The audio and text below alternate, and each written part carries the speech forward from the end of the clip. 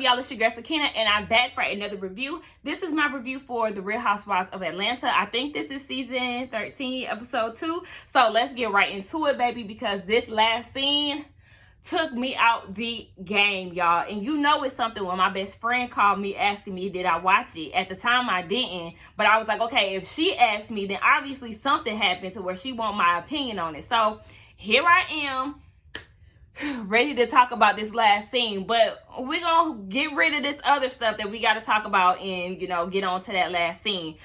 We see that the episode opens up with Cynthia coming down to Kenya's house. She's invited her over, and this is where we meet LaToya. LaToya is a fellow YouTuber. I had never watched any of her content, but, you know, the blogs are the ones that let me know that she was a YouTuber. I think her name is LaToya Forever, if I'm not mistaken. But yeah, she's added to the cast. I guess she's like a friend of the show. She's Kenya's friend, but she really got introduced to Kenya through Kandi. So Cynthia is taken aback by this because she's like, hold on, wait, you know, you really don't like the newbies all like that, so it must be something about this LaToya. Now, LaToya is Trinidadian, Japanese, and Indian. Got that wavy, got that yucky, that maybe Brazilian. I always have to say that when I hear Trinidadian. But anyway, we find out that Mark is also Trinidadian, and so she's trying to help Kenya and, you know, to better understand how Trinidadian men operate. And I'm just like, I don't care about these definitions or none of that, girl, because Mark is trash. Okay, I don't feel like Kenya needs to extend herself any further than she already has. So, don't nobody care about how to treat Mark. He need to learn how to treat his wife, all right?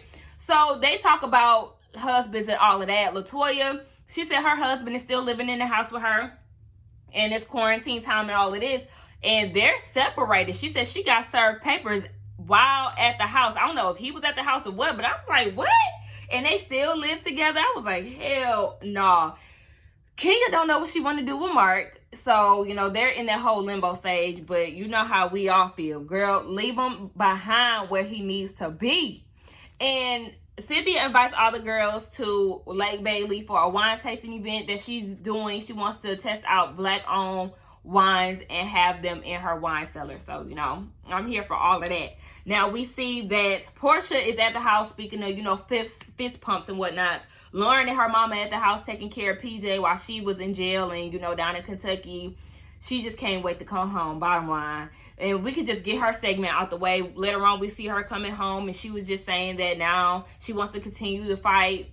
You know, Porsha is her, PJ is her motivation. And she was talking about Dennis was there, but they're still in a weird space right now. And she said that their arguments are more toxic. And I just don't really care to hear about Porsha and Dennis. I don't like Dennis. He is just, yeah, I don't like him. And I just be like, ugh. Sometimes I can go without Porsha. But like I said, shout out to her for being on the front lines. We see that Drew Sidora, yes, her from the game, is where they was at? They was at Atlantic Station with Cynthia and their friends. So that's how she got introduced on the show. She broke her Achilles heel or tore it, so she has a boot on and all of that. She talks about how she's married to this man named Ralph, and he's an IT guy. They met on the set of the TLC biopic. And that was 6 years ago. And I was like, oh my gosh, time really flies. 6 years ago. I remember when that movie came out. I really liked it. I think she did a really good job. But they also met through Cynthia and Drew. They met through Eva. And what I would have liked to see was Drew, LaToya, and Eva together. 3 new, fresh young women on Atlanta. I feel like they could have brought a new change to the show that we have been wanting. Like, if they would have brought back Eva, I think that would have been a good group of girls to see, at least Eva and Drew. I feel like LaToya, we'll get more to her in a minute. But yeah, speaking of Drew and Ralph, we do a flashback to what was going on earlier that day. We see that Drew's mama stays with her because she was visiting, and then COVID hit, so then she had to stay there, and it just was a lot. It's a lot for them. We see a flashback where Ralph and her mama was arguing, and it did not seem like it was something that was made up. So I was like, okay, this little snippet of them arguing seemed very intense.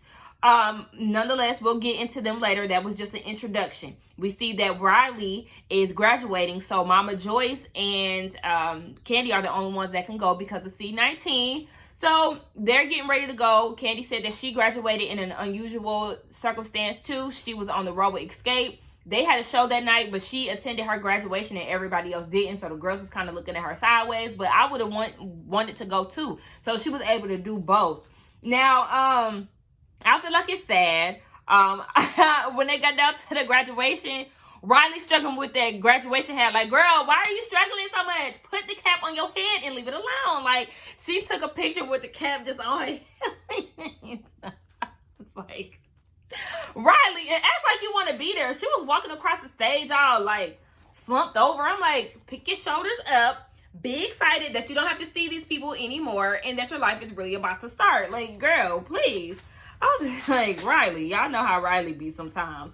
Now, we see that the girls all go to Cynthia's house for this wine tasting event. And Cynthia got these fake grapes on this platter. She said that the real grapes that she got going a little old, so she was trying to set the presentation. And might I add, that presentation looked really nice. The spread, the food, everything. Now, Kenya came with LaToya. They came first. And what rubbed me the wrong way with LaToya is when she plopped down on Cynthia's couch talking about she wanted to test it out. That's not how you do somebody's house.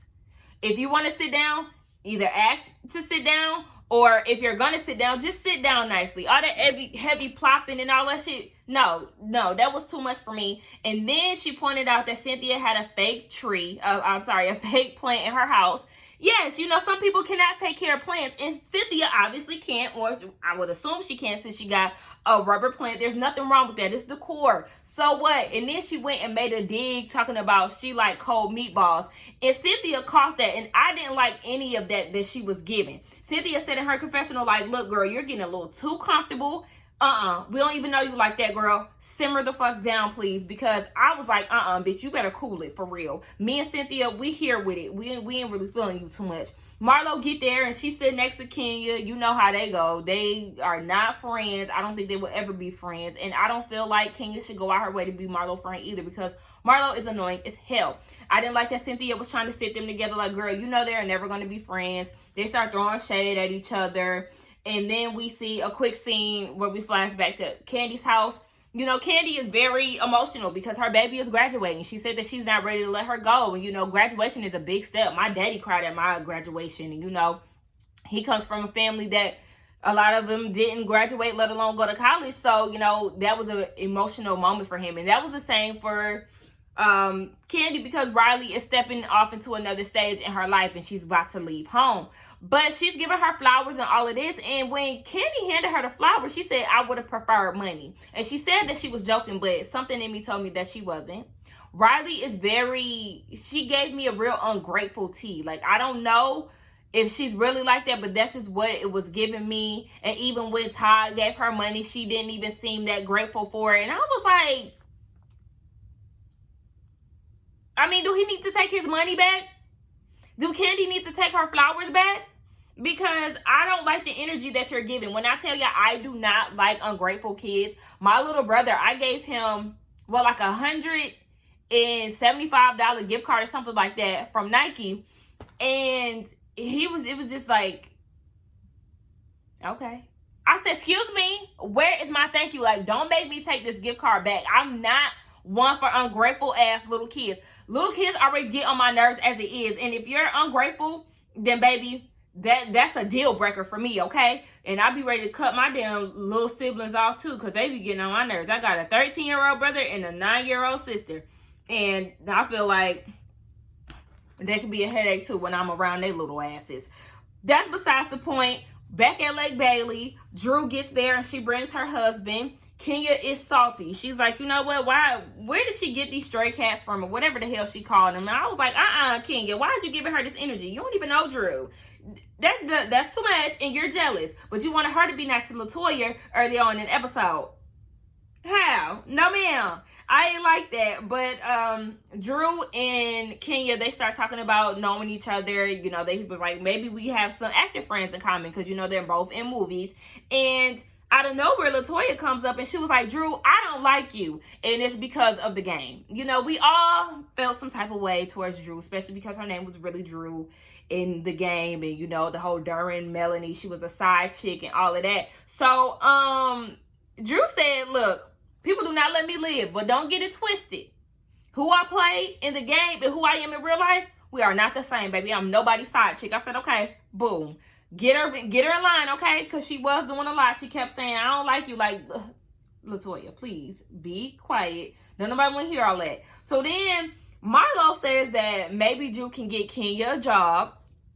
Okay. And then she goes and gets up and brings LaToya into the kitchen and was like, be careful what you do with Kenya because she'll throw all the business that you have in your face. I said, where did you even get this from? First of all, you and Kenya were never friends, Marlo. Don't get it confused. Y'all may have been cordial, but y'all have never been friends.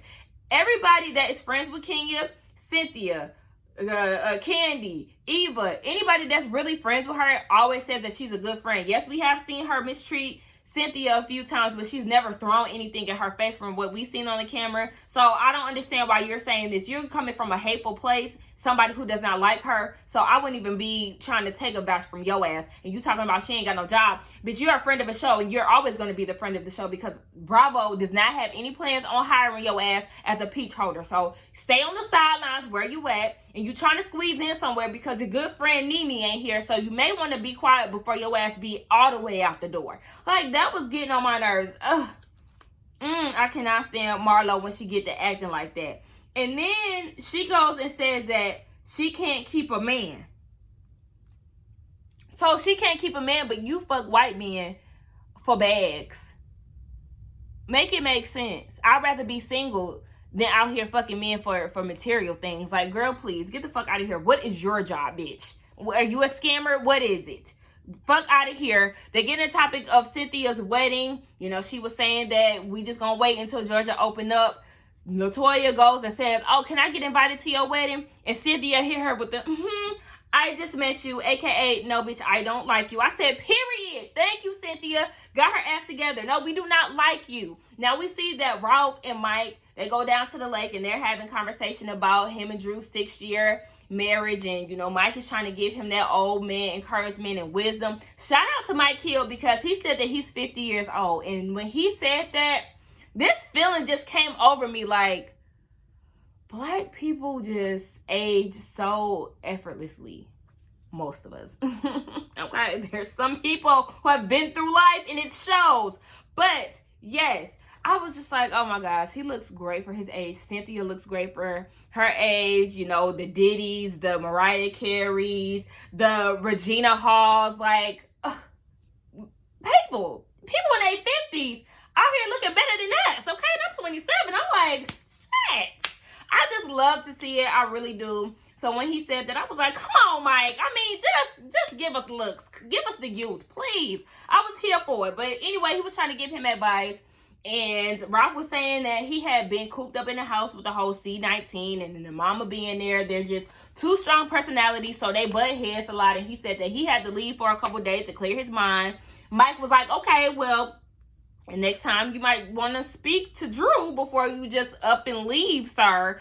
And that's what I'm saying. Open your mouth and talk to your wife before you get up and just leave. But like I said, we're going to get into that in a bit. So the women are tasting the wine, and Cynthia's like, you know, I want to get y'all opinions because I know that y'all have some expensive palettes. That was shade towards Kenya because remember last year, Kenya tried to give her a pop quiz on wine and she was failing miserably, and I didn't like that because she was trying to embarrass her friend, not only in front of everybody, but also on national TV when she has this wine cellar. You're trying to fuck with her business. That is not cool, and which she did apologize for later, but it was just too much at the moment for me. So LaToya is obsessed with hooking Kenya up with somebody, and that leads into a conversation where the ladies start talking about separation and marriage. So they're like, okay, well, she's separated, but LaToya's like, okay, that means she can do whatever she wants. And I'm with Drew. No, you're married. And if you go off into, even though you're in separation, you go off and get involved with somebody else, Who's to say that you may get back with your wife or whatever the case? That just complicates things. So no, if you're married, be that. And if you want to date other people, get a divorce. I said, thank you, Drew. Somebody had to tell her shit. And that's what she said in her confessional. Like, she may not be the brightest. And I can tell that she's not. There's something off about her that I do not like. She's too comfortable. Two, she has the dingy side of her, like Porsha. And even Kenya said that in the beginning when she kept saying that Lake Bailey was a river.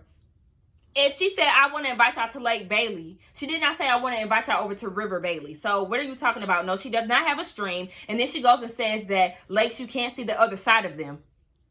What? Like my best friend said, bitch, this is not Lake Michigan, Lake Erie. Girl, those are the lakes that you can't see the other side of. You know why? Because they're so damn big. Lake Bailey, she can see her neighbor's house, or she can see the woods across over yonder, okay? Girl, calm down with that dingy shit. So she was getting on my nerves with that. Yes, ma'am. If you're separated, you're still married. And if you want to date other people, get a divorce. Don't take that advice from LaToya, honey. She don't know what the hell she's talking about. So then Drew talks about her divorce. And how, I mean, not her divorce, but how her and her husband always throw out the word divorce when they're having hard times. And I don't feel like that's a good idea. You should never want to play with that word and take it, you know, and just feel like you can just say it all willy-nilly. No, that means that y'all don't know how to communicate with each other well. But she talks about how he was gone for 3 days and she didn't know where he was at. And Cynthia's like, honey, wait a minute. Absolutely not. So then Cynthia and Kenya get up and they go into the house. Now, Kenya said she had to go to the bathroom. I said, y'all going in there to be messy. And what they did, go in there to be messy. They really wasn't being messy, but they was talking a little shit. She was saying that they don't think that the two youngest gonna get along too well because LaToya was calling Drew a cat and not talking about her cooch. She was talking about her hair. And I'm like, you doing too much, ma'am. You need to calm down because you do not even know Drew to be talking all that shit. Now, Kenya started talking about her and Mark, and she said that she is going to file. She's going to take custody action, do a post-nup, and then she's going to do divorce. She said that she feels like Mark will try to fight her for custody just for shits and giggles because he's a spiteful man. And I don't like that. I feel like you need to go ahead and take his ass under. Drag his ass through the courts, okay? Let him know that you the one who got all the money, power, and control, okay? Because I feel like Kenya make more than Mark. I could be reaching, but I don't know. That's just how I feel. So then the ladies end up leaving. Marlo tried to give Kenya a hug, and Kenya was like, no, bitch, I don't fuck with you. And that's what I was saying. Like, Marlo, you was doing all that shit talking, yet you trying to hug her. Girl, get that fake shit out of here. We see that Drew is at the house. Her husband has the house all decorated nicely because it's their anniversary. She got dressed up with her little boot on, and he has a private chef there who cooked a nice looking meal for them. And then he says, you know, basically cheers to 6 years of marriage. Tell me what you have, tell me what has been working for you so far and what hasn't.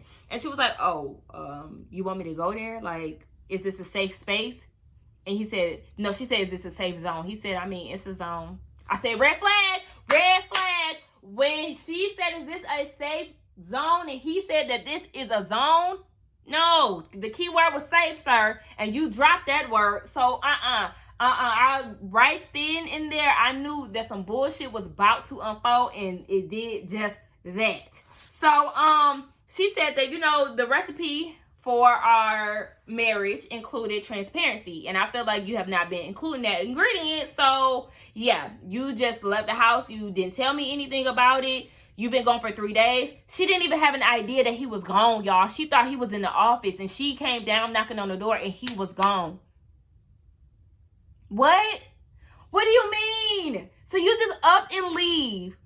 You snuck out that house. That's what you did. You snuck out and didn't say nothing. Now, mind you, this happened a good week from them filming or whatever. So I was like, So Ralph said that you don't understand what it means to be a black man in America. You know, he's trying to break generational curses, and he's trying to go out here and get it. What the fuck does that have to do with this? This is not what we're talking about. I said this is deflection at its finest, because you're deflecting, sir. This has nothing to do with me asking where you were when you left our house and our marriage and did not tell me that you were leaving not only for a night, but you left for a few nights. Where the hell was you at? And he just kept saying, so what is that going to do for you? What is that going to do for you? Excuse me? What do you mean, what is that going to do for me? That'll let me know in case of an emergency, I know where my husband is. And outside of that, it's just common courtesy. You leave the house as your wife, I would like to think that you would have some type of decency for me to tell me where you going. It was just a lot, y'all. It was just a lot. So then he said that he went to the beach. I said, ain't no popping beaches here in Atlanta. It really ain't no popping beaches here in Georgia unless you went to, Tybee Island or whatever the hell. And I think that's like in North Carolina. But nonetheless, Georgia got beaches, but they ain't popping. Atlantic Ocean is dirty, ugly water. So he said he went down to Tampa. I said, he's lying.